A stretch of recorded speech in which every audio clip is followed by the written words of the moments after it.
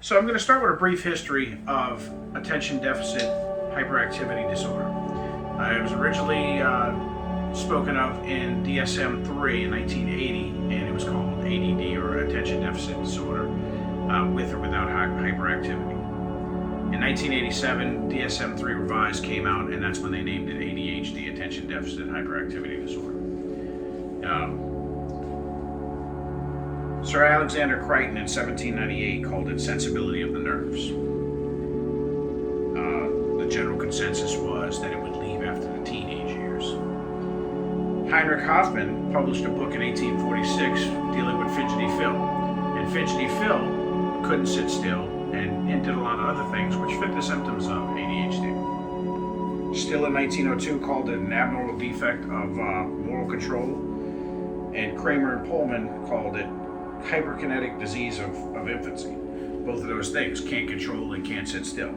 Same things as ADHD. So the symptoms are, they start with not paying attention, not being able to be organized, won't sit still, and can't find things, constantly lose things. These are the functional development symptoms. They have impulsive behavior. They can't sit still. They run on things. They run around a lot. They climb on things. And they talk too much. These symptoms have to be seen before they're 12 years old. The APA thinks that the prevalence rates are around 5%, whereas the National Institute of Mental Health thinks it's more around 11%, with about a third of those continuing to have symptoms into adulthood. The onset can be as early as 4 years old. The median age is about 6, and the later age is about 7. So let's talk about some causes. Low birth weight has been considered one of the things. Cognitive reasons. The kids just don't think right from the get-go because they haven't been trained properly.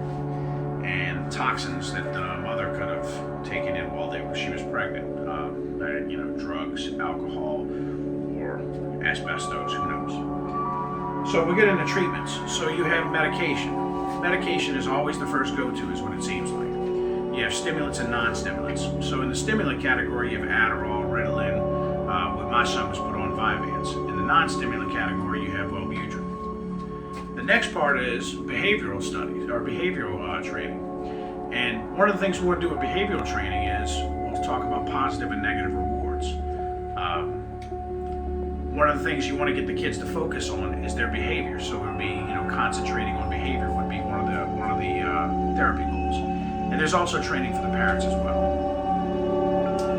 The last part we're going to talk about is the homeopathic realm of treating ADHD. So, studies have shown that fish oil, the omega-3, omega-6 oils, have shown some improvement in the cognitive realm, which helps them concentrate on what they need to do. They could also have some kind of food allergies, which could be soy, gluten, dairy, nuts, shellfish, any of those things, which in mild amounts still may cause behavioral issues. They can also be getting way too much sugar. So the idea is to take those things out of the diet and to see if you see an improvement in their behavior. If you do, then you start reintroducing some of them until you find out which one it is that was causing the problem. And that's what some people have done with pretty good results. So here's the problem. My son was 7 years old when he was diagnosed with ADHD. Right before he was diagnosed, his teachers and the principal of the school he was at, it happened to be a magnet school, told us that if we didn't go have our son medicated, we wouldn't be able to return my son to school. We didn't feel like we had an option. They told us my 7-year-old couldn't come back to school.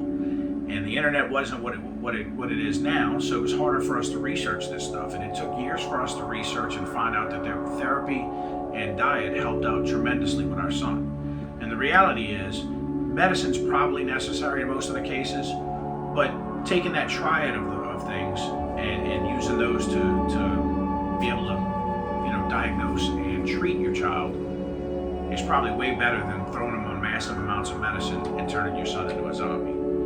So do your research, look into it before you just throw the kid on medicine. Thank you.